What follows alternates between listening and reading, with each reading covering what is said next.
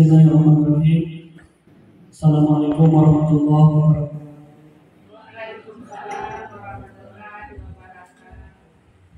Alhamdulillah, syukur alhamdulillah. Allahumma shalli wa sallim ala sayyidina Muhammadin wa ala alihi.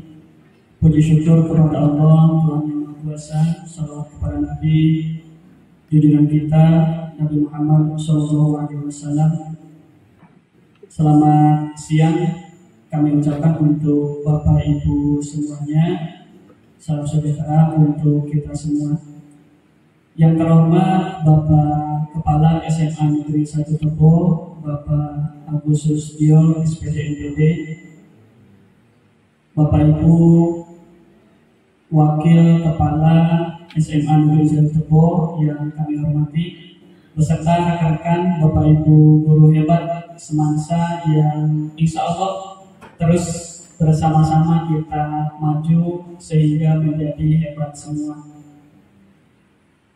Alhamdulillah pada siang ini kami diizinkan untuk berbagi ya Bapak Ibu praktik baik mengenai budaya positif yang akan sama-sama kita gali apa sih budaya positif itu. Kemarin mungkin sepintas dari Bapak Febri Abdi ya, CGP Angkatan 10 disampaikan, tetapi insya Allah di sini kita akan kumpas lebih dalam lagi. Apabila belum ada yang dipahami, kita kumpas tuntas juga. Namun sebelumnya izinkan kami Bapak Ibu semuanya, saya Samsudin, calon guru penggerak Angkatan 11 beserta Ibu Devi Lasmi Sibarani, juga sama kami Angkatan 11 di BPP Provinsi Jambi ini, meminta waktunya kita untuk sama-sama kolaborasi. Karena apa? Ini tugas kami untuk menyampaikan kepada sekolah ya mengenai budaya positif itu. Namun terlebih dahulu kami mohon untuk menyampaikan arahan ataupun yang perlu kami sampaikan motivasi untuk itu semua kepada yang terhormat Bapak Kepala SMA Negeri 1 Tebo. Kepadanya disilakan.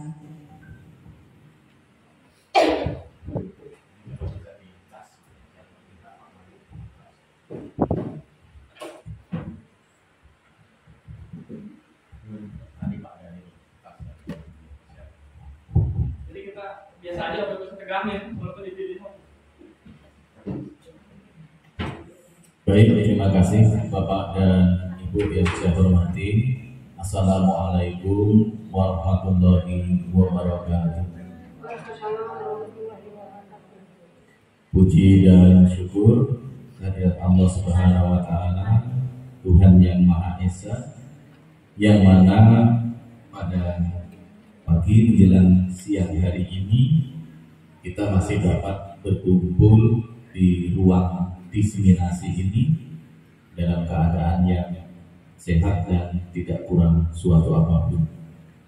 Salawat beriring salam senantiasa kita sanjungkan kepada junjungan kita Nabi besar Muhammad Sallallahu Alaihi Wasallam, Nabi yang senantiasa kita nantikan syafaatnya.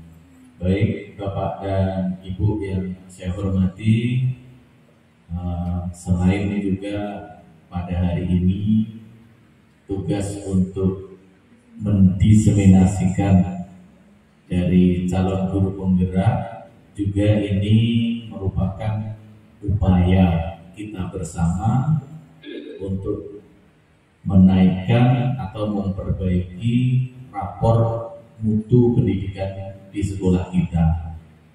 Karena ketika kita mengisi target RHK di PNN, yang muncul itu budaya positif dengan kegiatan pembelajaran. Karena itu memang merupakan rapor di pendidikan kita yang masih kuning. Tentunya dengan perbaikan terus-menerus, mudah-mudahan kita bisa mencapai yang terbaik. Kemudian juga saya mengucapkan terima kasih kepada beliau berdua karena sudah tergerak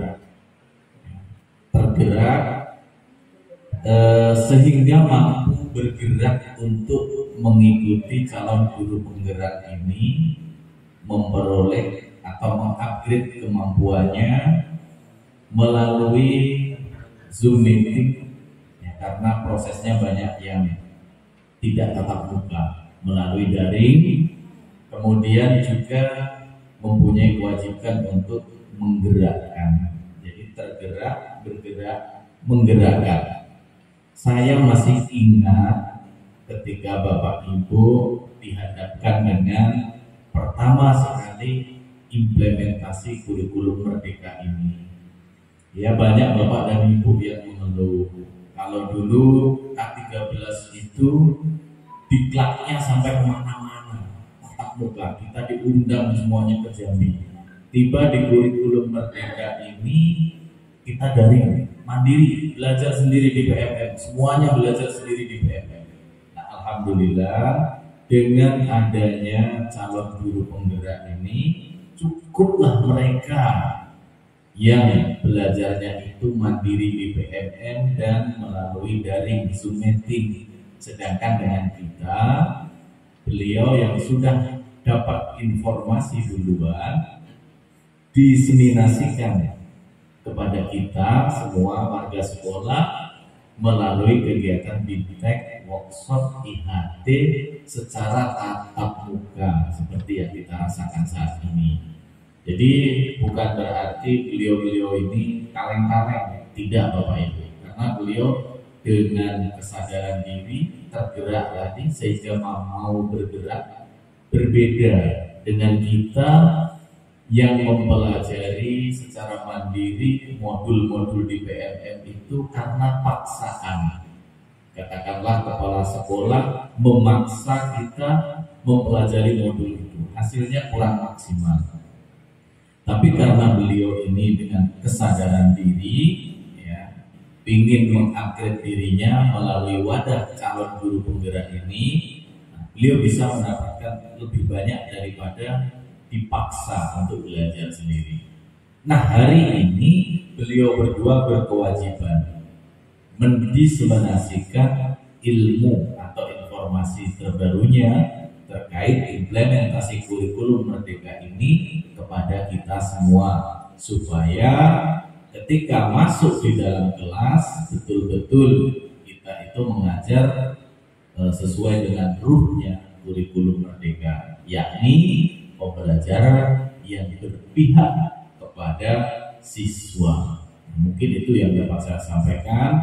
Silahkan kepada Bapak Ibu kita ikuti dengan baik selama beberapa jam ke depan. Ya, saya dari kemarin itu mempunyai banyak catatan Bapak Ibu. Bukan berarti saya kepala sekolah lebih pintar dari mereka, tidak. Tidak, bukan berarti saya tidak perlu mendengarkan apa yang beliau sampaikan, tidak. Sangat penting. Bahkan saya membuat catatan kecil dari apa yang beliau sampaikan, sehingga ketika saya mengobservasi Bapak Ibu itu bisa sinkron. Apa yang Bapak Ibu dapatkan hari ini dengan apa yang nanti akan saya observasi itu bisa sinkron ketika saya mengikuti kegiatan hari ini dengan cermat dan dengan detail. Tapi kalau saya cukup membuka saja kemudian saya meninggalkan ruangan ini, ada kemungkinan terjadi miskomunikasi konsep pembelajaran Bapak Ibu di kelas dengan konsep observasi saya. Nah, supaya itu tidak terjadi, mari sama-sama kita ikuti dengan baik agar betul-betul pembelajaran berpihak kepada siswa di SMA Negeri 1 Tugu ini dapat terlaksana dengan baik. Dan juga hasilnya target kita bukan meningkatkan rapor mutu kita saja, tetapi merupakan suatu kebahagiaan dan kepuasan tersendiri apabila kita melaksanakan pekerjaan itu sesuai dengan porsinya. Demikian yang dapat saya sampaikan. Lebih dan kurang saya mohon maaf. Saya akhiri. Assalamualaikum warahmatullahi wabarakatuh.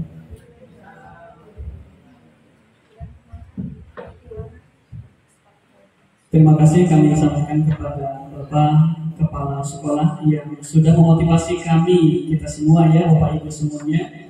Dan yang paling terpenting bagi kami adalah ucapan terima kasih kepada Bapak Ibu rekan-rekan semuanya yang sudah menyempatkan hadir di ruangan ini, mengorbankan aktivitas pembelajarannya, mempersiapkan kelas karena kita berada di awal semester baru ini. Jadi sekali lagi kami mengucapkan terima kasih.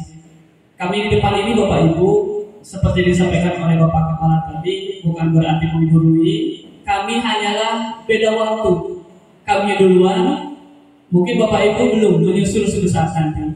Dan meskipun di sini kami menyampaikan praktik baru mengenai budaya positif dari yang kami dapat di pendidikan guru penggerak, tetapi sejatinya Bapak Ibu, inilah tugas kita sebenarnya. Kita sekarang semua dihadapkan dengan PMN. Kemudian kita dihadapkan dalam satu semester minimal 1 kali Pak ya, harus dihadapkan dengan yang namanya observasi. Dan bekal untuk kita melaksanakan observasi itu, materinya itu ada di sini Bapak Ibu. Kalau selama ini Bapak Ibu belum mendapatkan, mungkin kami sebagai jembatan yang duluan untuk menyampaikan kepada Bapak Ibu semuanya. Oke. Nah, sebelum masuk ke materi, mungkin Bu Devi ada yang mau disampaikan? Silakan. Oke, selamat pagi Bapak Ibu semua, salam sejahtera, salam dan bahagia. Jadi seperti yang disampaikan Bapak Samsudin tadi, saya menimpali benar demikian adanya. Kita di sini mau memaparkan apa yang sudah kita dapat, karena memang sejatinya saling berbagi itu indah. Nah kebetulan di sini kita mendapatkan hal-hal yang positif untuk meningkatkan pembelajaran dan untuk kemajuan rapor mutu sekolah kita. Mudah-mudahan nanti tidak hanya kami, pada saat ini saya dengan Bapak sama gerakan, dan besok satu langkah di belakang kami, besok Bapak Ibu bisa tergerak juga untuk. Jadi nanti posisi saya dengan Pak Sam ini nanti akan berada di posisi Bapak Ibu. Itu yang saya harapkan terjadi. Mudah-mudahan jadi kita tergerak dan bergerak sama-sama memajukan. Karena bergerak sendiri itu tidak enak. Ya, jadi kalau kita mampu berkolaborasi, kita pasti maju. Jadi harapan kami dengan adanya kami berdua di sini yang lebih dulu nanti akan memaparkan diseminasi tentang budaya positif yang akan kita terapkan di dalam pembelajaran kelas sekolah ya ataupun di dalam kegiatan-kegiatan ekstra lainnya nanti ini membawa dampak yang positif. Nah di sini kami juga berdua sama Bapak Sek masih proses pembelajaran. Jadi jika di dalam penyampaian kami nanti mungkin kurang komplit, public speaking kami juga tidak terlalu bagus, ya mari saling memaklumi karena memang kami masih dalam proses pembelajaran. Lebih dan kurang dari awal sampai akhirnya nanti kami mohon dimaklumi, ya Bapak Ibu. Oke, baik. Kita ice breaking dulu ya. Ya, oke, ice breakingnya mulut benar tangan salah. Mulut benar tangan salah ice breakingnya. Jadi nanti mulutnya berkata benar, tangannya yang salah. Jadi misalnya saya berkata begini, 7 tambah 2 berapa Bapak Ibu? 9. Dan perintahnya tadi mulut benar tak. Artinya begini ya. Kalau saya menyebutkan 3 tambah 2, mulut salah, tangan benar. 3 tambah 2, 7. Jadi mulut salah, tangan benar. Jadi ada responnya. Bagaimana kita merespon tubuh dan pikiran kita yang secara bersamaan. Kadang-kadang ini ada edukasi Bapak Ibu di dalamnya ya. Jadi perintahnya tadi instruksinya saya baca saya. Ya. Oke, mulut benar tangan salah. Jadi mulut benar tangan salah. 3 tambah 2, 5. 7. Mulut benar ya. Mulut benar tangan salah. Mulut benar tangan salah. 3 tambah 1, 4. Disebutkan tapi tangan juga. Jadi Kita mulai ya. Makan. Kita mulai ya, Bapak Ibu. Ya, ini fokus. Jadi ini kan masuk ini nilai-nilainya ada di dalam pembelajaran. Nah, kemudian kemarin tadi apakah kita berada di sini seperti yang dibilang Bapak Febri tadi, mindfulness-nya juga berjalan di sini. Oke? Karena pengeras suara kita kayak sepertinya lagi sakit. Kita sedang ada pada. Oke ya. Jadi mulut benar, instruksinya mulut benar, tangan salah. 2 tambah 1. 3. Oke. 3. Ngomongnya tadi 3. Oke, instruksinya. Mulutnya benar. Oke, instruksinya. Mulut benar, tangan salah. 6 tambah 2. 8. Oke ya.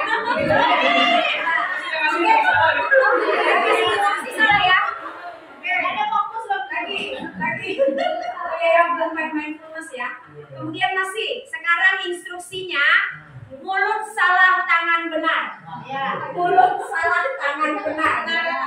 Mulut salah tangan benar. Ingat ya, mulut salah tangan benar. 2 tambah 3, 7.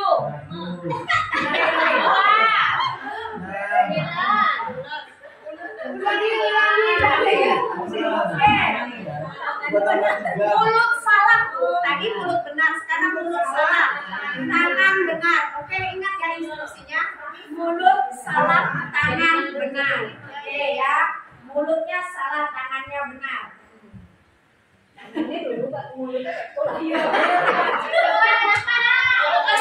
Mulut salah, tangan benar. 4 tambah 1.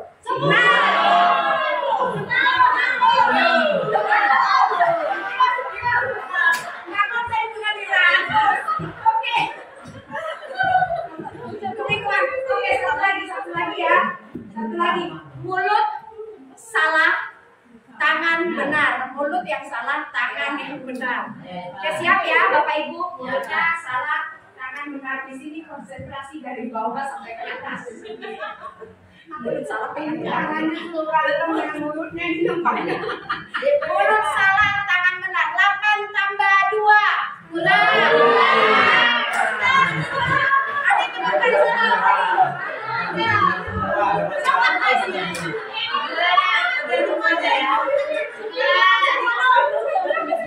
bilang mulut salah, tangan benar, menyebutkannya harus salah.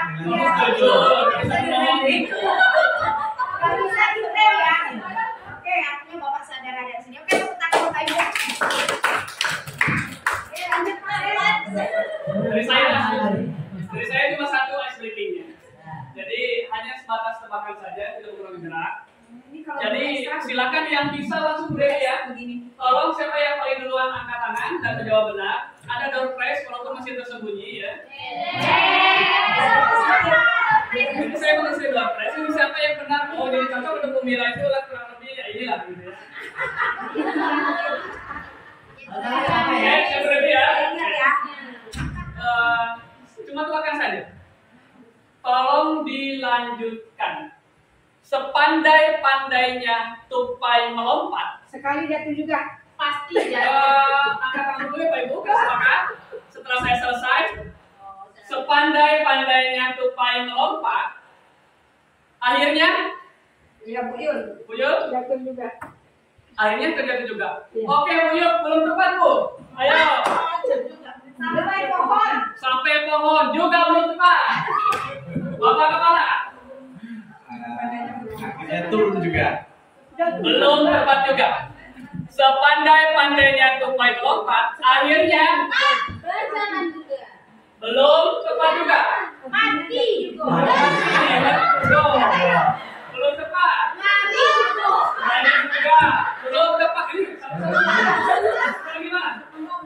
Belum juga. Berhenti. Belum juga. Memanjat pohon belum juga. Bagus. akhir apa nih? Akhir katanya apa akhir apa? Sepandai-pandainya tupai melompat, akhirnya luar biasa. Bagus, jawabannya benar.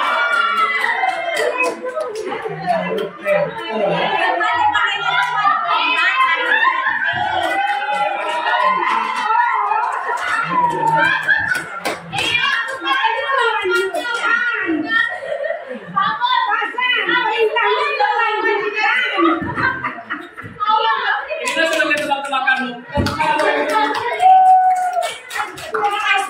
Jadi bagaimana cara kita membuat situasi kelas itu pertama-tama sudah disenangi. Tapi sudah berimajinasi kemana-mana ada yang sudah pohon. Kalau dia melompat pasti akan turun. Mungkin lompat terus di atas terus gitu. Nggak ada jawaban mati juga.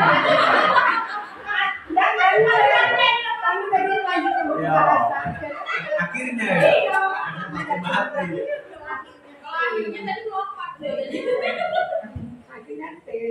Selanjutnya Bapak Ibu kita kembali kepada materi tentang budaya positif ini. Di sini kami cuma membutuhkan apa jawaban dari Bapak Ibu rekan-rekan semuanya mengenai ada di sini 4 poin ya. Nanti siapa saja 4-4-nya harus berbeda. Tolong disampaikan kemudian apa sih alasan setuju ataupun tidaknya. Yang pertama di sini ya Bu Devi, apakah Bapak Ibu setuju bila pemberian hukuman itu dapat mendisiplinkan siswa? Silakan dari siapa dulu? Itu pertanyaannya. Tadi kasih Dari Pak Bos? Tidak setuju. Alasannya Pak? disiplinnya hanya sebentar, waktu itu saja.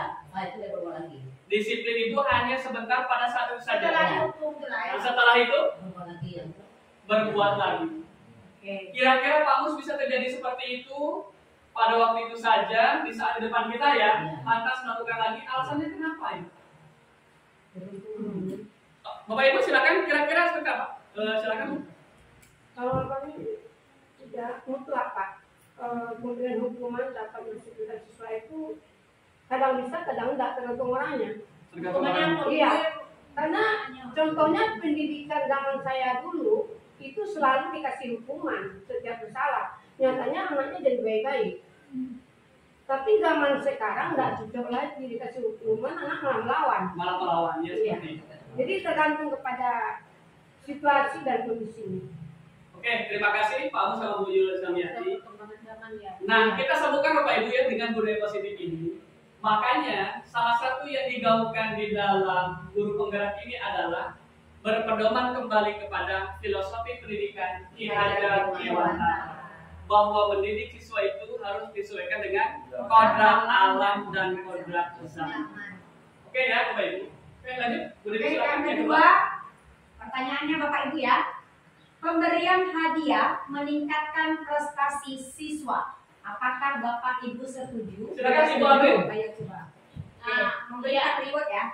Saya setuju Pak, di mana beberapa kali waktu di lalu itu sudah pernah saya coba, meskipun itu hanya dengan permen. Iya. Nah, itu meningkatkan seperti stimun anak-anak untuk mencari tahu hal-hal yang akan kita pelajari nantinya. Jadi anak itu yang jelas lebih energik, lebih semangat belajar meskipun itu jam terakhir. Jadi apakah Ibu April berpikir itu karena hadiah atau hadir dari dalam diri anaknya? Karena hadiah. Karena hadiah ya. Karena hadiah ya. Selanjutnya Pak Dimas silakan. Kalau saya tidak. Kebetulan kemarin saya membaca sebuah jurnal bahwa memberi hadiah kepada anak atau gadis itu hanya akan mempercepat rasa puasnya saja. Tapi setelahnya tidak memberikan rasa perkembangan lebih lanjutnya. Karena di situ bahwa dijelaskan anak itu akan lebih cepat berkembang ketika dimulai dari proses step by step-nya ketika diapresiasi oleh orang tua atau gurunya. Oke, tepuk tangan ya untuk Ibu April dan Bu Dimas ya. Mereka punya pendapat masing-masing. Dengan April, dengan ya Bapak Ibu, pemberian hadiah dapat meningkatkan prestasi siswa. Jadi sama seperti saya sebelum saya belajar di dalam CGP ini, begitulah yang mindset saya berpikir. Nah, ternyata pemberian hadiah itu hanya akan meningkatkan kepuasan sementara seperti yang dibilang Bapak Dimas. Kemudian kita harus mengajarkan kepada anak ketika dia mau melakukan sesuatu untuk dirinya, lakukan itu dari dirinya bukan karena imbalan atau reward. Jadi dia tidak tergantung melakukan sesuatu yang positif itu karena ada yang kasih reward, bukan. Tapi memang dorongan dalam dirinya. Jadi itu yang namanya budaya positif. Ya, yang itu yang perlu nanti kita hadirkan di dalam diri anak-anak. Jadi memberi reward itu bukan kita salahkan, tapi belum sempurna ternyata untuk diterapkan di dalam dunia pendidikan. Ya, Bu. Artinya memberikan hadiah itu memang tidak meningkatkan prestasi siswa, tapi dia memotivasi, bisa menjadi alat untuk memotivasi siswa untuk bisa lebih termotivasi lagi untuk meningkatkan prestasi dia. Saya kira seperti itu. Hadiah hanya sebagai alat saja. Jadi itu ya perlu tidak salah, memang tidak salah untuk dilakukan. Oke, terima kasih Bu Aam ya. Jadi tadi Bu Aam mengatakan itu hanya kalau misalnya Bu Aam itu seperti yang dibilang Bu Il mungkin kembali tadi kalau pendapat Bu Aam tergantung situasi. Karena tujuannya saya untuk meningkatkan. Tapi ya di dalam diseminasi dan budaya positif itu ternyata pemberian hadiah itu menimbulkan seperti yang saya jelaskan tadi. Jadi anak-anak puas pada saat itu, kemudian ada kesombongan pribadi terhadap situasi yang ada di situ gitu ya. Jadi motivasinya itu hanya karena itu, hanya karena hadiah gitu. Bukan muncul karena memang dia mau motivasi diri gitu loh. Itu bedanya. Oke ya. Tapi kalau menurut saya tergantung anaknya. Contohnya, contoh yang nyata, Roy anak ibu ganda. Dulu waktu baru kuliah, IP-nya tidak sampai 1. Saya bilang ibu ganda, Bu, kalau saya nilai A harganya sekian, nilai B harganya sekian, nilai C harganya sekian, nilai D bayar ke saya sekian. Akhirnya IP-nya sampai 2,8 kalau tidak salah. Sekian dia dari 1 tadi. Saya kayak gitu Bu dengan anak saya memang gitu. Kalau kuliah nilai A saya bayar sekian, nilai D bayar ke saya sekian. Gitu. Tapi termotivasi dan bersemangat anak dalam belajar ya. Sehingga apa? Mencapai insya Allah capai keberhasilan. Yang saya coba, yang saya. Tapi yang tergantung orangnya kan. Oke. Mohon maaf Bapak ya, karena ini sudah beberapa yang kita rangkum. Nah, kita akan lanjutkan nanti Bapak dengan pertanyaan yang ketiga untuk menyampaikan ke Bapak ya. Ini sudah dijawab sama Bapak. Untuk yang nomor 3, apakah setuju atau tidak guru harus mampu memberikan solusi untuk setiap siswa yang bermasalah? Ini kebetulan Bapak ya. Silakan Bapak. Jadi sosiologi, ada beberapa UKS juga di sini berhubungan dengan siswa juga. Bagaimana menurut Pak Ibu Bapak? Iya Pak, jadi sebenarnya tadi saya cuma mau menambahin tadi ya masalah. Iya, ya jadi guru harus mampu memberikan solusi untuk setiap siswa yang bermasalah. Jelas. Satu sisi kita sebagai guru, di satu sisi kita harus sebagai teman, di satu sisi kita harus sebagai orang tuanya. Jadi ya mudah-mudahan selama ini saya terapkan meskipun di depan anak itu saya sudah keluar, anak-anak sudah kata Pak Sam itu ketakutan, tapi di balik itu WA kami berjalan. Saya tanya masalahnya apa segala macam. Jadi personal branding itu harus tetap ada gitu Pak. Di depan anak yang lain itu kita harus jual mahal, di depan anak yang lain kita harus marah-marah. Tapi di belakangnya itu kita tanya kenapa kamu tadi tanya. Nah, ya mudah-mudahan selagi masalahnya itu hanya masalah yang hanya membutuhkan solusi, kita kasih solusinya. Tapi kalau membutuhkan uang, kita suruh ke Bu Dewi. Iya. Iya, oh iya Bu Ida, Bu Dewi. Ya, terima kasih. Dan seperti Bu Dewi, saya karena dekat sebelah sini, ada mendengar bisikan dari sebelah saya, kayaknya Bapak Setio. Bagaimana menurut Pak Setio seperti apa?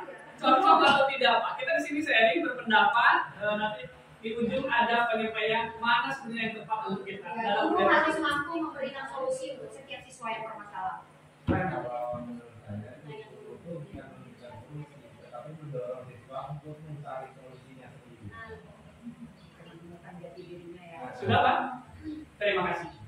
Dua-duanya kita rangkum dan akan ada di ujungnya. Ya, lanjut berarti ke. Oke, yang nomor 4 Bapak Ibu. Ya, kalau setuju disebutkan setuju ya, kemudian pendapatnya. Guru berperan sebagai teman bagi siswa.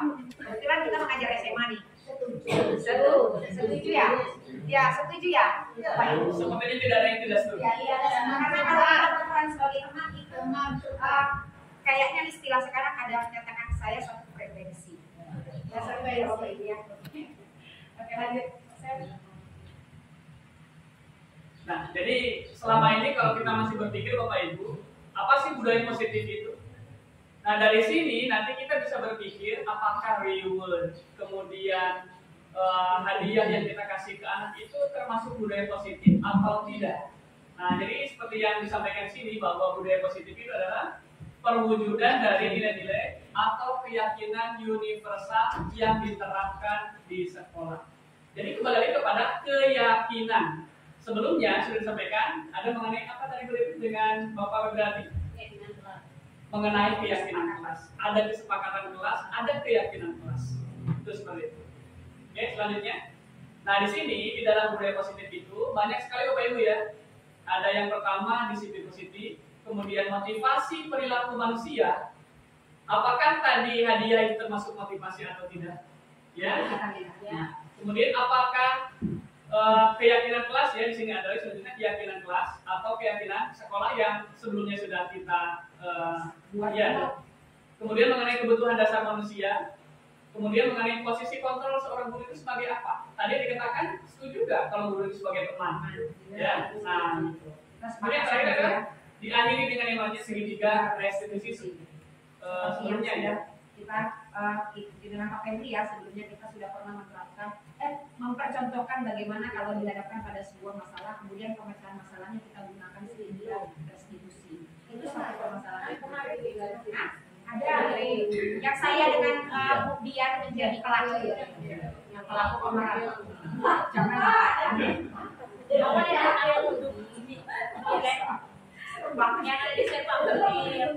oke, yang lanjut Pak Sep. Ya, oke.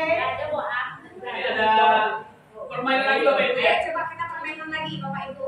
Jadi di sini ada berpasangan.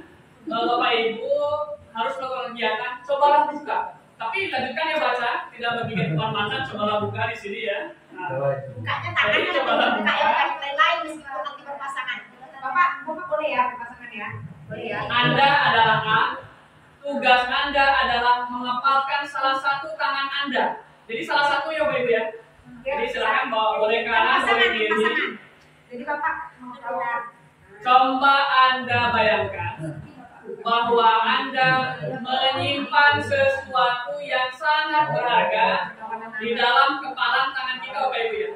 Kita kepalkan, kita menyimpan sesuatu yang berharga di kepalan kita. Nanti kawan yang buka. Kemudian kita harus menjaga benda atau apa yang berada di sini dengan sekuat tenaga. Karena saking pentingnya dalam kehidupan kita. Nah, selanjutnya rekan kita yang sebelah itu sebagai orang yang punya tugas B. Nah, tugas B itu adalah bagaimana mencoba dengan segala cara. Boleh dengan paksaan, boleh dengan rayuan, boleh dengan bisikan. Bagaimana caranya yang dipertahankan oleh teman kita yang ada di Kisah Pramuka. Dibujuk boleh, dihardik juga boleh, tarik-tarik juga boleh, ya. Diintimidasi juga boleh, dimarahi juga boleh, digoda, dikritik juga boleh ya. Pilihan.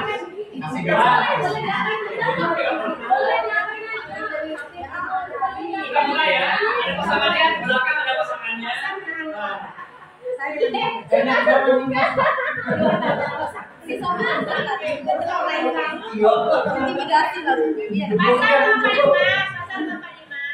Berdua. Silakan Bapak Ibu, kita bayangkan siapa yang berperan sebagai A, siapa yang berperan sebagai B.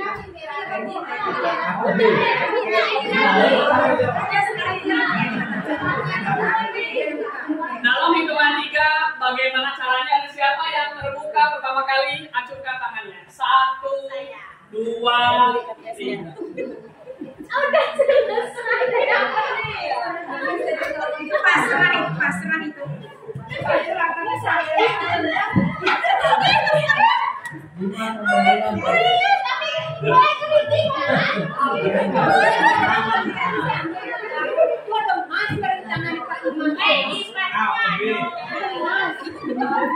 Biasanya menggegam mas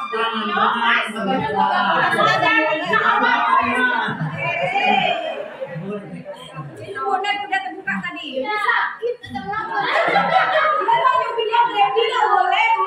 Semua alasan yang kita pertahankan, ada yang bisa, ada yang tidak. Itulah sebenarnya kenyataan sebenarnya ya Pak. Sudah ready sudah? Sudah tahu ready ya? Ketika saya menggelitik tangannya Pak Dimas, kemudian sedikit terbuka di sini, pas mau saya buka ada yang menancap ke jari saya. Ini panjang. Dan kalau kita maknai, berarti harus ada fondasi benteng untuk mempertahankan apa yang kita genggam. Salah satunya adalah kuku. Dalam hidup banyak. Ada yang pakai satpam, ada yang pakai pagar kawat, ada yang pakai setrum, ada yang pakai CCTV. Begitu juga bagaimana mempertahankan harga diri, karena anak kita Bapak Ibu sangat berharga. Itu seperti itu. Oke, lanjut. Lanjut ya. Lanjut ya Bapak Ibu. Ya. Oke Bapak Ibu, kita bisa sama-sama lihat di sini. Pergeseran paradigma teori kontrol ini menurut Dr. William Glasser, bukan menurut saya dengan Pak Sam. Artinya ini sudah dipublikasikan ya, yaitu yang pertama ilustrasi guru mengontrol murid. Nanti penjelasan lebih lanjut akan kita lihat satu persatu. Kemudian yang kedua ilustrasi bahwa semua penguatan positif ya efektif dan bermanfaat ya. Kemudian yang berikutnya adalah ilusi bahwa kritik dan membuat orang merasa bersalah dapat menguatkan karakter ya. Ilusi bahwa kritik dan membuat orang merasa bersalah dapat menguatkan karakter. Kemudian ilusi bahwa orang dewasa memiliki hak untuk memaksa. Sambungkan dengan apa yang kita lakukan sebelumnya tadi. Iya. Apa yang kita lakukan sebelumnya, apa yang kita pelajari tadi, atau apa yang belum, ya, atau yang sudah. Ada kadang kita membuat ini ya. Guru kembali ke aturan pertama. Guru selalu benar. Apabila guru salah, Ilusi bahwa orang dewasa memiliki hak untuk memaksa. Ya, oke lanjut Pak Sen. Oke, kemudian ini bagaimana seseorang bisa merubah dari paradigma stimulus, ya respon kepada pendekatan teori kontrol tadi, yaitu stimulus respon dan teori kontrol. Nah, di stimulus respon itu dikatakan bahwa realitas atau kebutuhan kita sama. Itu kalau di stimulus respon. Nah, sementara teori kontrol mengatakan realitas kebutuhan kita berbeda, ya. Nah, kemudian lagi yang kedua, semua orang melihat hal yang sama. Ini stimulus respon. Nah, jika teori kontrol mengatakan setiap orang memiliki gambaran yang berbeda-beda, ya. Yang berikutnya, kita mencoba mengubah orang agar berpandangan sama dengan kita. Nah, sementara di teori kontrol tadi mengatakan kita berusaha memahami pandangan orang lain ya tentang dunia ya. Kemudian yang berikutnya stimulus respon mengatakan perilaku buruk dilihat sebagai suatu kesalahan. Teori kontrol mengatakan lagi semua perilaku memiliki tujuan ya. Kita lanjut ya Bapak Ibu. Kemudian saya bisa mengontrol orang lain. Teori kontrol mengatakan Anda tidak bisa mengontrol orang lain. Ya, kemudian lagi pemaksaan ada pada saat bujukan gagal. Nah, sementara teori kontrol mengatakan kolaborasi dan konsensus menciptakan pilihan-pilihan baru. Ya, artinya tidak ada pemaksaan di sini. Ya, kemudian stimulus respon lagi yang terakhir, model berpikir menang atau kalah. Sementara teori kontrol mengatakan bahwa model berpikir menang-menang. Menang-menang artinya sesuai dengan versi kita masing-masing. Artinya saya tidak bisa berpendapat menyalahkan pendapat Tuhan di sebuah argumen. Karena kita punya pemikiran yang berbeda. Oke, lanjut. Oke.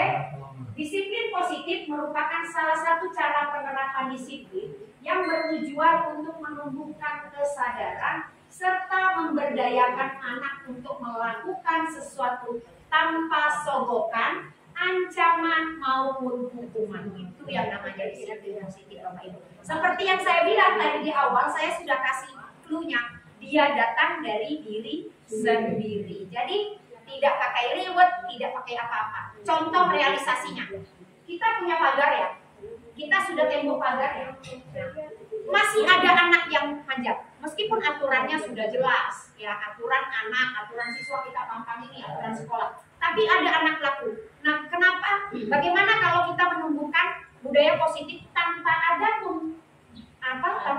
pagar, anak itu tidak mau melakukan itu meski kesempatan ada. Nah, itulah yang disebut dengan budaya positif, Bapak Ibu, yang hadir dari dalam diri, bukan dari tadi yang kita sebut ada reward, ada sogokan, ancaman maupun hukuman. Jadi sebenarnya Bapak Ibu, disiplin positif itu banyak yang sudah kita lakukan, tetapi ada mungkin yang kita lakukan itu tepat, ada yang belum. Tadi disampaikan oleh Ibu Il, tergantung keadaan, kodrat alam dan kodrat zamannya. Makanya selama ini yang kita lakukan, apakah Bapak Ibu yakin, saya yakin, sudah bertahun-tahun kita di kelas menghadapi anak-anak, ada yang memberikan hukuman untuk mengatasi masalah itu. Ada yang memang bagaimana kita, seperti yang Bu Aurel tadi, walaupun di belakang ditanya sebenarnya ada apa sih. Saya pernah Bapak Ibu ya, awalnya terkadang setiap ada anak yang kesiangan, awalnya saya sebelum mengikuti guru penggerak, pola pikir saya itu, kenapa kok kamu bisa kesiangan? Aturan sekolah sudah 7.30 itu masuk, apapun alasannya, kenapa kok tidak bisa? Saya jauh segala macam. Akhirnya menjadi siswa seperti itu. Suatu ketika, saya di 11 MIPA 1 kemarin, kebetulan ini nyambung dengan Ibu Am. Ibu Am laporan ke saya, kok anak ini sekarang Pak sering kesiangan? Akhirnya, sesuai dengan paradigma Ki Hajar Dewantara, kita tidak boleh menghakimi anak di depan orang lain, tetapi kita bawa ke ruangan khusus, tanya sebenarnya seperti apa. Mungkin ketika kita bawa ke ruangan guru seperti sampai kalau Pak Febri kemarin, yang harusnya satu guru bermasalah dengan satu siswa, datang guru yang ini, akhirnya nyampaikan juga, datang guru yang nyampaikan juga, sehingga anak yang tadinya dia mau terbuka, mau mengakui kesalahannya, mau sadar, akhirnya dia tidak mau terbuka. Itu seperti Bapak Ibu. Dan di ajaran agama kita, ketika ada suatu aib atau masalah, kewajiban kita apa, Bu Namir? Iya, menutupi, tidak membuka aib di depan orang. Ketika ada masalah, kita bawa ke tempat khusus, cari apa sih penyebab dari masalah tersebut.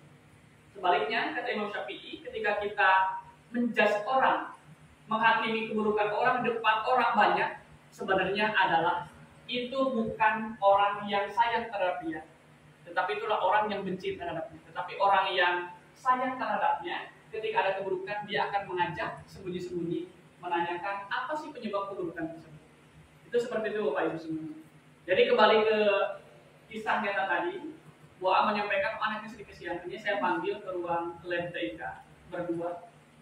Ternyata setelah saya cari, dia curhat mengenai di rumahnya ada bapak tiri. Ada bapak tirinya, motornya cuma satu, dia punya adik tiri. Saya sudah siap Pak, sebelum waktunya untuk berangkat ke sekolah. Tetapi tugas saya ditugaskan oleh bapak tiri itu, bagaimana adik saya yang satu orang cowok ini juga terantar sampai ke sekolah dengan satu motor itu. Sehingga ketika saya akhirnya sering kesiangan, karena apa? Orang tua saya itu sekarang berada di seberang, sehingga anak yang satu orang cowok tadi, adiknya merasa bebas tanpa ada pantauan dari orang tuanya, sehingga tidurnya siang Pak katanya, maaf tidurnya lambat bangunnya siang, tidurnya lambat bangunnya siang. Saya sudah siang, adik saya belum Pak. Saya mau berangkat duluan, nanti kalau adik saya tidak sekolah, dia kalau ngadu Pak saya bagaimana Pak? Katanya saya takut. Nah seperti itu. Hanya di sana saya ngasih solusi, sampaikanlah dengan cara yang baik-baik ke adik.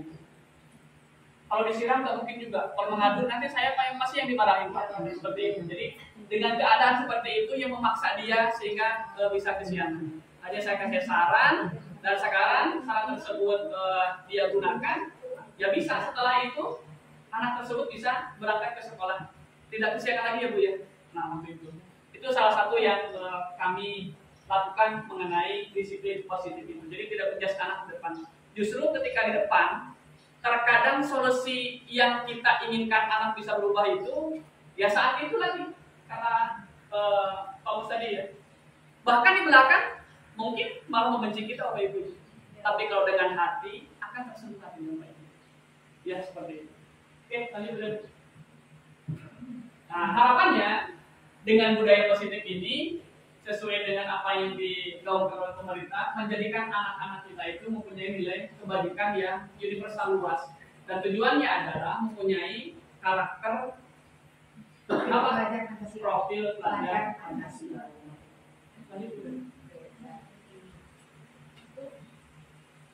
Nah ini, silakan lanjut mengenai motivasi perilaku manusia dan macam-macam.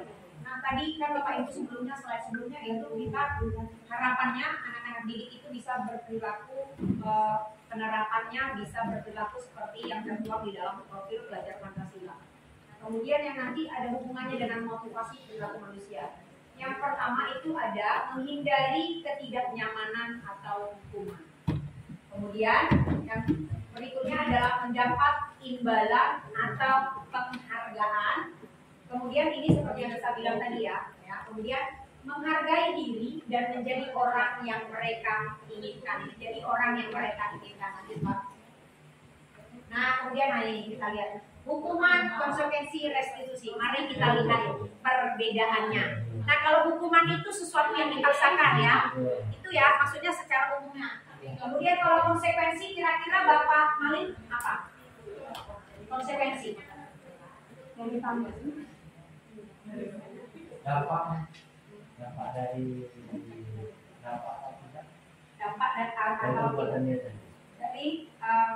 apa tadi perbuatannya? Iya. Oke, terima kasih Bapak. Kemudian Bu Am, konsekuensi. Kira-kira apa yang konsekuensi itu? Konsekuensi.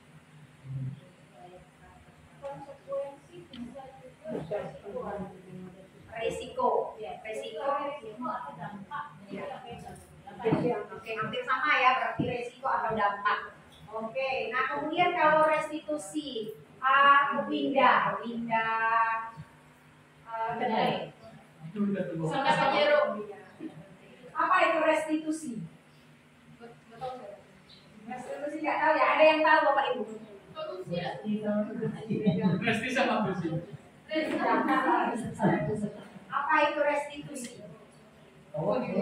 Nah, restitusi itu berhubungan dengan tanggung jawab, ya, dengan tanggung jawab. Oke, coba kita lihat ya perbedaannya hukuman, konsekuensi dan restitusi. Ya, identitas gagal, identitas sukses, ya. Kemudian kalau hukuman, sesuatu yang menyakitkan harus terjadi. Kalau konsekuensi, sesuatu harus terjadi. Ya, resiko tadi. Ya, kemudian kalau restitusi merupakan pilihan. Ya, kemudian ya pilihan. Nah, kemudian tidak nyaman di hukuman tadi, tidak nyaman untuk murid atau anak untuk jangka waktu panjang. Nah, di konsekuensi tidak nyaman untuk murid atau anak untuk jangka waktu pendek.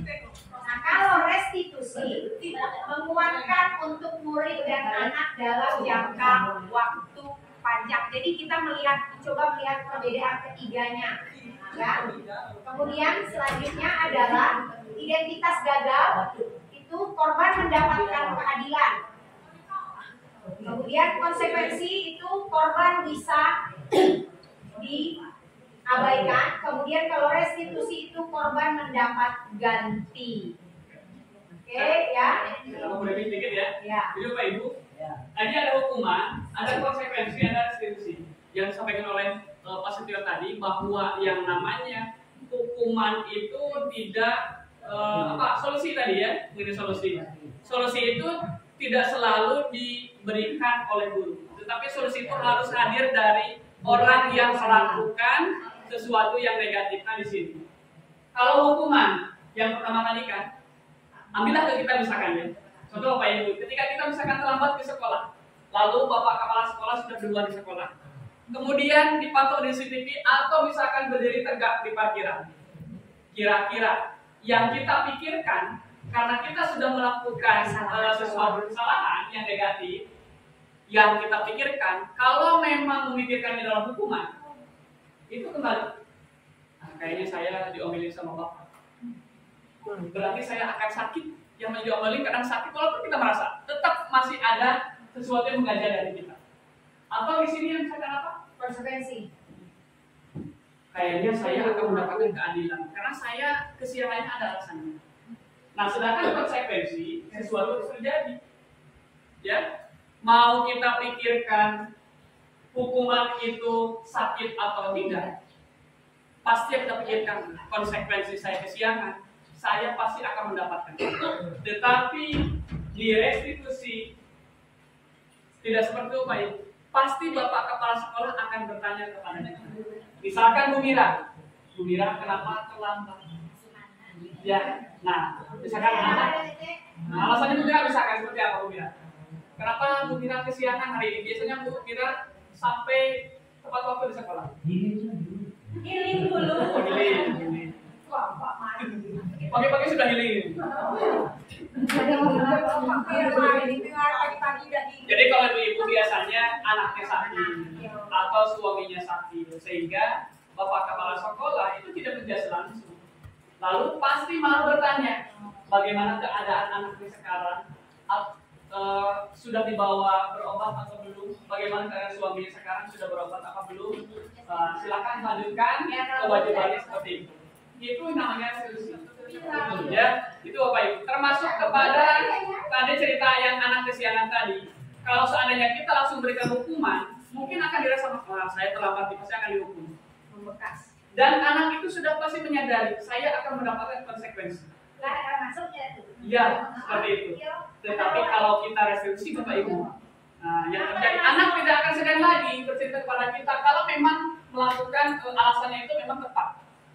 Bocor ban Pak. Tetapi ketika anak misalkan bocor ban dia takut terhadap guru tertentu, dia tidak akan melapor dengan jujur dan kata Bu Mira tadi, anak bisa saja tidak masuk atau lapor seperti itu. Itu mengenai perbedaan antara hukuman, konsekuensi dan restitusi. Apa restitusi itu? Kemudian biasanya hukuman itu dia lebih ke arah negatif. Nah itu aja Bapak Ibu. Kalau restitusi itu dia lebih kita memberikan sesuatu tapi lebih berdampak positif. Nah begitu perbedaannya. Jadi kata-kata juga yang keluar jangan, awas begitu. Ya contohnya saya kasih. Contohnya kalau di kehidupan sehari-hari ini, ya, misalnya nih anak kita mau main di panas-panasan, kita biasanya identiknya langsung jangan keluar nak panas hari, nah, ya nanti kamu demam gini. Nah kita bisa ganti bahasanya. Ya mama boleh minta tolong nggak hari ini di rumah aja ya sama mama, temenin mama untuk melakukan ini. Jadi dia perintahnya itu stimulus responnya kepada anak itu sebenarnya lebih berdampak yang pada pola tadi restitusi itu kalau kita bisa menggunakan. Jadi dengan budaya positif ini mudah-mudahan bukan hanya di sekolah Bapak Ibu. Ini ibu-ibu ini kita kan ibu rumah tangga ya yang punya anak di rumah. Kita bisa juga terapi nanti di dalam lingkungan rumah. Jadi pendidikan parentingnya memang ada yang mengatakan jangan kata jangan, ibu memang betul ternyata. Ada maksudnya bukan tidak ada kata jangan, tapi bentuk pembahasaannya saja yang berubah. Ya, nah ini tadi ya. Nah ini dia ya. Hukuman tadi adalah berdasarkan bagian di atas berikut tadi yang sudah kita lewati itu. Apa itu hukuman, konsekuensi dan restitusi? Hukuman itu adalah tidak terencana bersifat satu anak bisa mencampur psikis atau kata-kata kasar. Nah ini biasanya kita kenapa merasa menang melakukan Bapak Ibu? Kalau hukuman saya tanya, kenapa biasa tadi kan ada hubungannya merasa menang melakukannya itu? Ini bisa nggak merasa puas kalau kita sudah misalnya push up, saya juga melakukan itu. Makanya saya bilang tadi sebelum pola pikir saya di pendidikan guru penggerak ini diketok. Nah itu saya lakukan memang. Nah ketika anak itu push up ada, wah saya berhasil nih menghukum anak ini memberikan efek jerah. Itu kan yang kita pikirkan, ternyata itu bersifat satu arah. Sementara ya profil pembelajaran pembelajar Merdeka Belajar itu adalah pembelajaran harus berpusat pada murid. Jadi segala kegiatan baik itu yang berbau sanksi atau apapun itu tetap harus berpusat pada murid. Nah kemudian konsekuensi bersifat disepakati dengan bentuk konsekuensi dibuat oleh pihak guru sekolah. Ini aturan.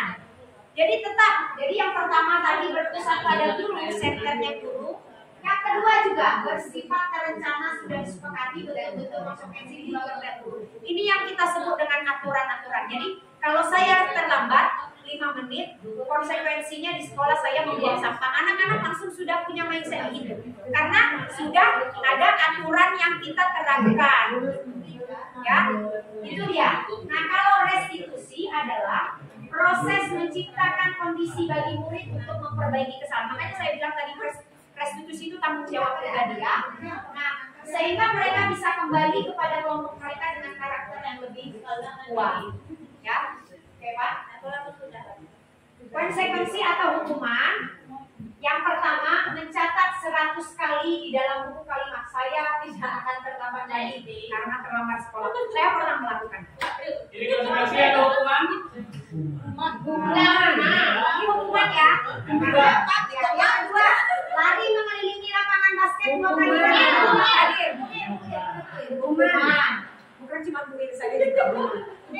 Membersihkan coretan yang dibuat di meja tulis. Hukuman. Konsekuensi atau hukuman? Jadi konsekuensi ya. Ini tertuang ya di aturan. Ya, murid diminta untuk push up 15 kali karena tidak menggunakan hukuman ya. Kadang ada yang 15 kali, ada yang 30 menit, ada yang Nah, kemudian lagi berdiri di depan kelas sambil mengangkat kaki satu kanan karena tidak bisa menjawab pertanyaan hukuman. Ya, membersihkan WC karena merusak pensiunan. Hukuman yang buat beliau membersihkan WC. Kemudian lari keliling lapangan karena terlambat 10 menit saat pembelajaran PJOK ya Bapak Dimas ya. Kebetulan saya tidak pernah melakukan. Oke. Kemudian nah ini dia kalau bagaimana anak-anak didik kita kalau dihukum oleh penghargaan. Nah ini tadi yang kita bilang tadi ya reward tadi. Pengaruh jangka pendek dan jangka panjang.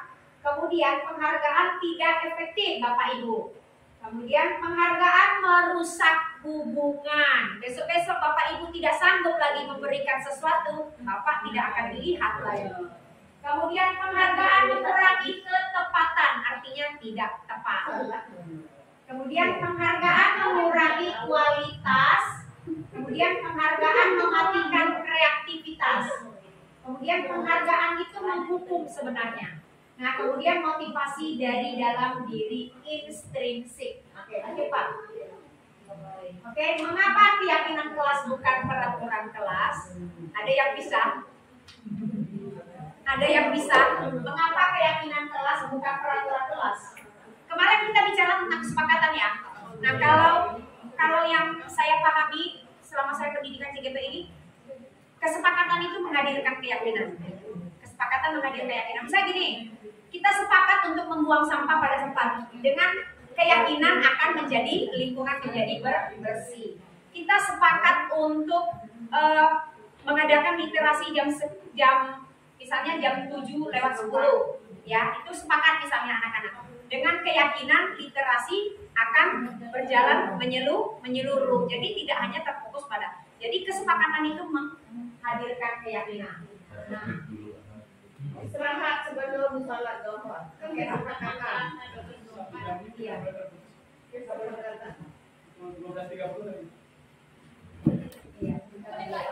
Oke, mengapa kita memiliki peraturan tentang penggunaan helm saat mengendarai kendaraan roda 2 motor? Bapak Amali. Mengapa kita memiliki peraturan tentang penggunaan helm saat mengendarai? Yang menyelamatkan diri sendiri. Yakin? Yakin. Nah, kan? Yakin? Yang jelas keselamatan dompet dari Yakin ya? Nah, yang kedua, mengapa kita memiliki peraturan tentang penggunaan masker dan mencuci tangan setiap saat Ibu Sumi?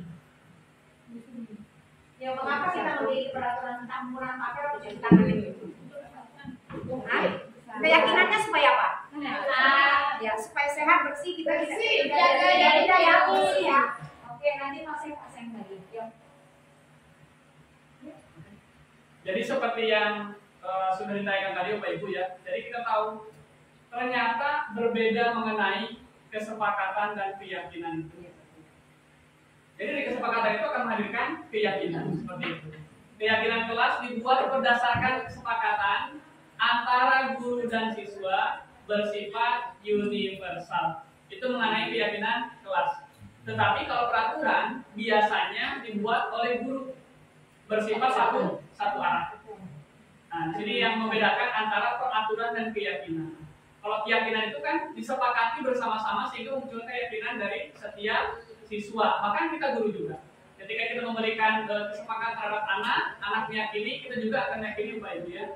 Dilanjutkan. Sebenarnya sudah ya untuk membuat prosedur pembentukan keyakinan sekolah atau kelas. Ya, sudah ya. Inilah 5 posisi kontrol guru yang seperti disampaikan. Yang pertama, guru itu bisa sebagai penghukum, bisa sebagai pembuat merasa bersalah, kemudian bisa sebagai teman, tadi disampaikan ya, bisa sebagai pemantau, dan juga bisa sebagai manajer. Dari 5 posisi kontrol ini, mana yang memang sebaiknya kita harus lakukan untuk menghasilkan budaya positif di sekolah?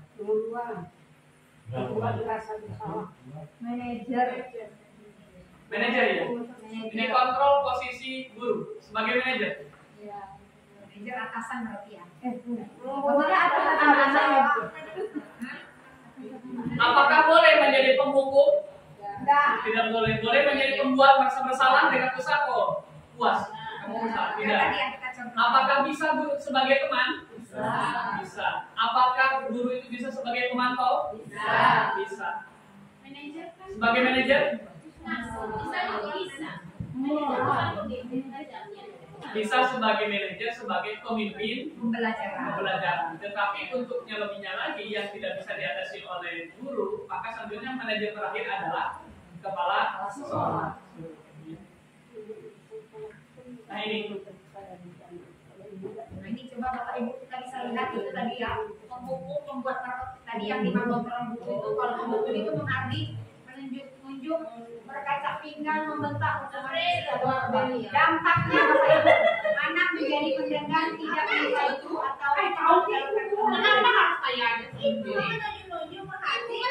nah kemudian saya coba ilustrasikan yang pertama Bapak Ibu. Saya coba ilustrasikan yang itu ya Bapak Ibu dengan selembar kertas ini. Maupun dengan hari menunjuk-nunjuk berkaca pinggang atau kadang kita melontarkan omongan yang kadang kritik tapi halus menurut kita. Kita sampaikan halus. Ini tadi ada sebuah kertas ya. Saya belum ya. Ini ada sebuah kertas ya Bapak Ibu. Bagus ya kertasnya. Bagus mulus. Ini saya ilustrasikan. Setelah saya buka, apa yang kita lihat? Bisa kembali seperti semula? Bisa? Jawabannya bisa atau tidak? Tadi saya menunjukkan kertas. Bisa kembali seperti semula Bapak. Tapi kita coba melihat di kertas itu sudah memiliki kerutan atau goresan. Nah itu tadi yang disebut tadi, anak menjadi pendendam, tidak menyukai guru atau mapel. Dengan ilustrasi sebuah dan selembar kertas ini kita bisa membuka pola pikir kita. Oh ini ternyata yang terjadi. Kadang-kadang kita mau ngomong pedes ya. Kita sangka omongan kita tuh nanti membuat efek jerah. Ternyata ini. Ya, kena ke hatinya terjadilah anak menjadi pendendam. Ini. Ya Bapak Ibu. Oke. Ya. Kemudian membuat merasa bersalah, suara lembut namun menyalahkan siswa. Ya, kemudian menyatakan kesalahan pada siswa dan guru menderita. Dampaknya membuat siswa merasa bersalah, rendah diri dan menarik diri. Kemudian kalau sebagai teman, guru bersikap ramah, cenderung bersenda gurau, kemudian untuk menghangatkan suasana. Dampaknya murid bergantung pada satu orang, membuat siswa tidak mandiri.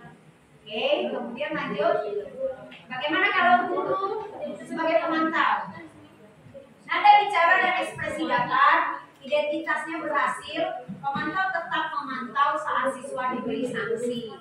Dampaknya menghitung hadiah atau hukuman yang diberi tanpa melihat nilai kebajikan, kemudian tidak sepenuhnya mandiri. Nah, bagaimana kalau sebagai manajer? suara netral, tercipta identitas positif atau berhasil, mengajukan pertanyaan bermakna, membantu siswa memecahkan masalah. Dampaknya murid mandiri, pede memecahkan masalah sendiri. Oke Bapak Ibu, jadi dari 5 kontrol tersebut kira-kira yang lebih baik kita lihat pemaparannya lebih condong kemana? Nah jadi ya, oke kemudian masuk Pak Sep ya. Lanjut ya, kita masuk pada kebutuhan dasar manusia. Ya, Bapak Ibu, di sini kita bisa melihat yang pertama bertahan hidup atau fisiologi, kasih sayang dan rasa diterima, psikologinya, kemudian penguasaan, kemudian kebebasan dan kesenangan. Ini adalah kebutuhan dasar manusia. Lanjut. Ya, contohnya ini, aku senang main kejar-kejaran dengan ibu guru seru. Kemudian Senang main tadi ya, poli ya, basket. Ibu kejar aku karena ibu guru sayang aku. Ya. Kemudian aku hebat kan bisa bikin ibu guru kejar aku. Kemudian aku bosan belajar mewarnai terus di dalam kelas. Oke ya. Sekarang saya terakhir ya. Sekarang Bu Minda. Segitiga restitusi ya. Kira-kira bisa dijawab pertanyaan nomor 1. Siapa orang yang paling penting dalam hidup Anda? Anak-anak saya. Oke, terima kasih. Kemudian Bu Namira, nilai-nilai kebajikan apa yang terpenting dalam hidup Anda? Nilai-nilai kebajikan. Ya, nilai-nilai kebajikan apa yang terpenting di dalam hidup ibu itu? Nilai kebajikan apa yang terpenting? Jujur. Oh, kejujuran ya. Kejujuran. Oke.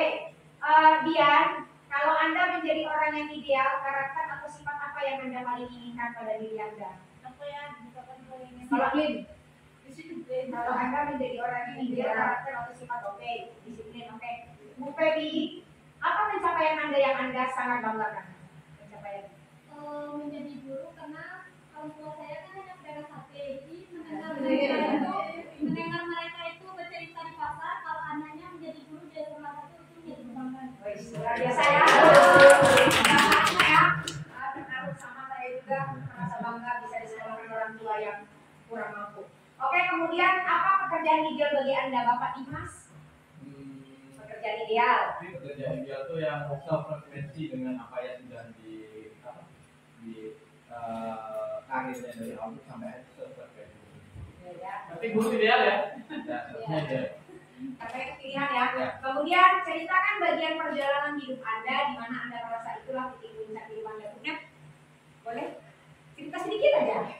Ceritakan bagian perjalanan di mana Anda merasa itu titik puncak hidup Anda. Sampai ini. Oh ya, dengan perjalanan hidup di mana merasa itulah puncak hidup ya. Dan banget mudah-mudahan ya.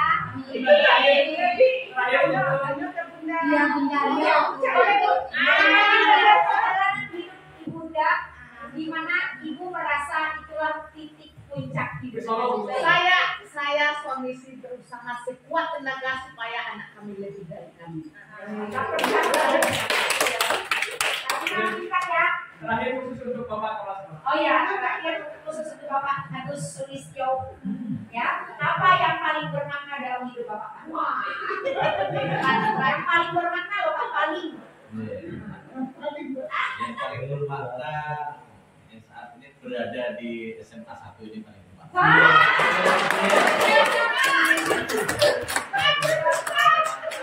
Berada dalam lingkungan guru-guru yang hebat, guru-guru yang sangat bermotivasi tinggi untuk mengupgrade pengetahuannya. Itu yang merupakan Semangat.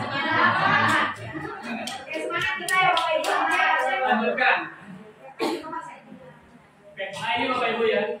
Jadi akhir dari muara budaya positif ini ya adalah segitiga restitusi. Jadi kenapa segitiga restitusi ini menjadi poin paling akhir? Karena semua inti muara yang harus kita lakukan itu harus mengarah kepada segitiga restitusi. Di mana di sini yang pertama Bapak Ibu ada nilai-nilai apa yang telah kita sepakati dengan siswa, termasuk dengan kesepakatan keyakinan kelas tadi. Kemudian kamu ingin menjadi orang yang seperti apa? Dari masalah yang timbul, kita bisa menggali alasan anak kenapa berbuat seperti itu, sehingga dia menjadi kontrol diri, mencari alasannya sendiri bagaimana dia menemukan solusi sendiri. Kalau misalkan hari ini kesiangan karena ini, lalu besok seperti apa baiknya? Itulah yang harus kita gali dari anak. Pasti ada alasannya. Pasti akan terbuka, saya punya masalah ini itu Pak. Dan selanjutnya saya ingin mereka sendiri Bapak Ibu. Ketika ada anak lari dari kelas, saya pernah sendiri. Ketika ada anak dari kelas, saya tanya kenapa kau lari? Oh ternyata alasannya ini. Lalu sampai kapan kamu mau lari? Solusi untuk kamu apa? Lari ini benar atau tidak? Tidak. Kemudian kenapa kamu harus lari? Karena ini. Termasuk yang kejadian kemarin. Ya, waktu kita sekolah, kenapa kamu harus lari?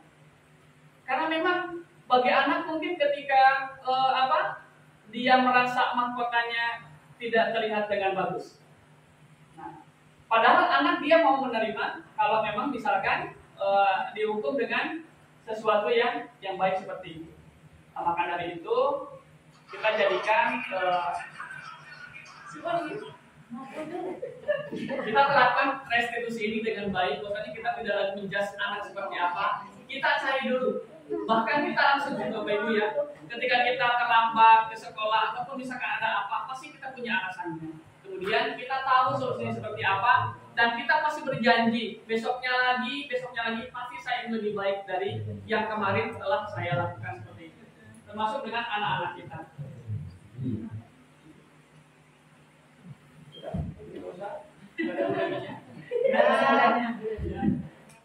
Pening guru pikir anak sekarang.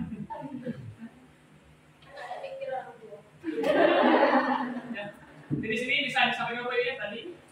Kemudian anak harus meyakini bahwa kamu bukan satu-satunya orang yang pernah melakukan ini.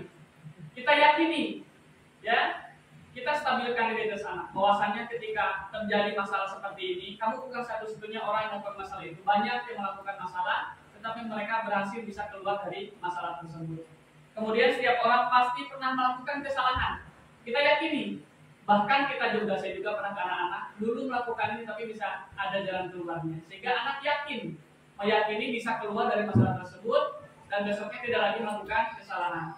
Kemudian adakah cara yang lebih efektif untuk mendapatkan apa yang kamu butuhkan? Nah, jadi ketika misalkan ada masalah meninju siswa, apakah dengan meninju itu kamu puas? Selesai tidak? Apakah ada cara yang lebih efektif? Pasti anak akan menyadari. Mereka menyadari bahwasannya ada cara yang lebih efektif tanpa melakukan hal yang negatif seperti itu. Sehingga di sana anak juga pasti punya alasannya. Tadi dasar itu anak punya alasan melakukan itu semua. Kita terapkan kepada anak kita, berat Bapak Ibu ya, untuk memotong aturan yang sudah kita lakukan lama itu berat sekali.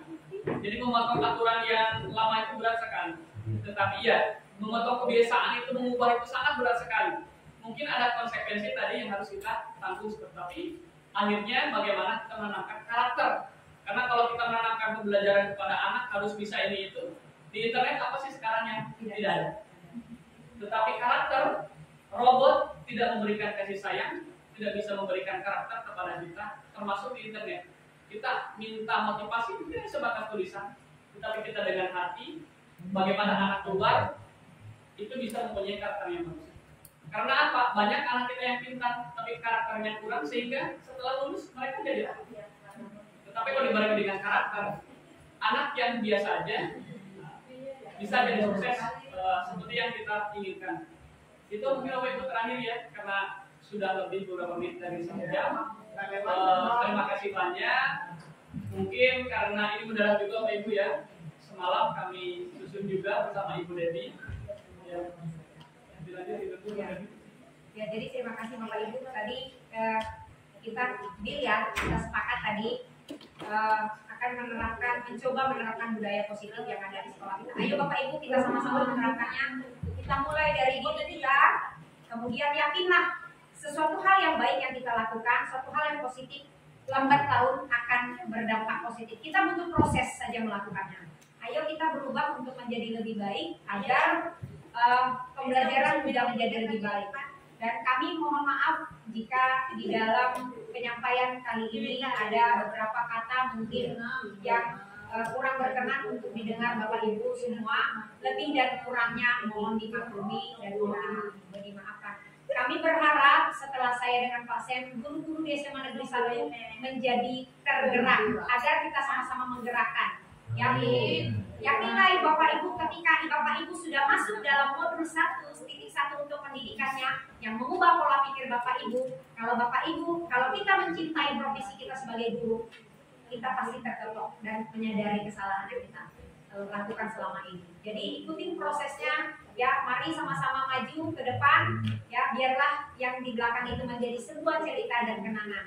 Ya, terima kasih untuk Bapak Kepala Sekolah yang sudah memberikan kesempatan kepada kami sehingga pada saat ini kami bisa berdiskusi dan berbagi kepada Bapak Ibu semuanya.